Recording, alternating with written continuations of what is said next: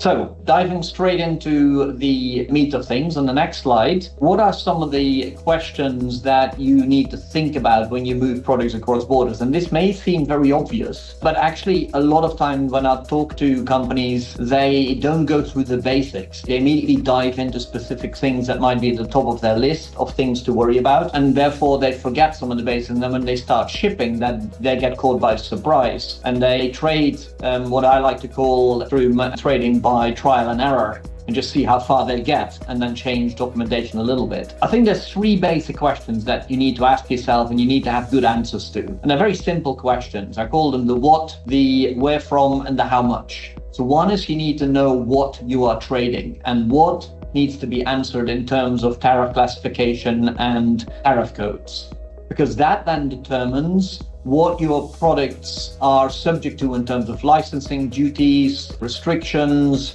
whatever else there might be. The second point is then you need to work out where your products are from.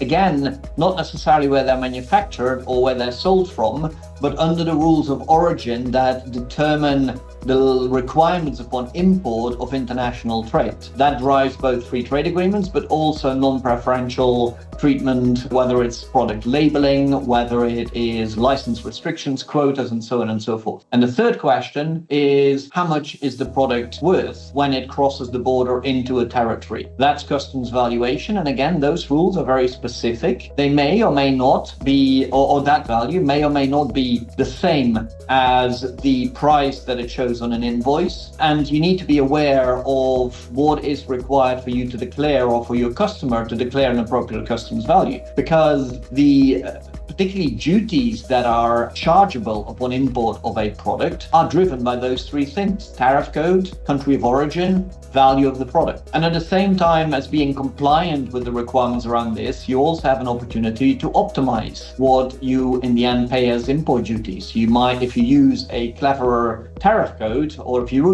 use the wrong tariff code, you may be paying a duty that's too high.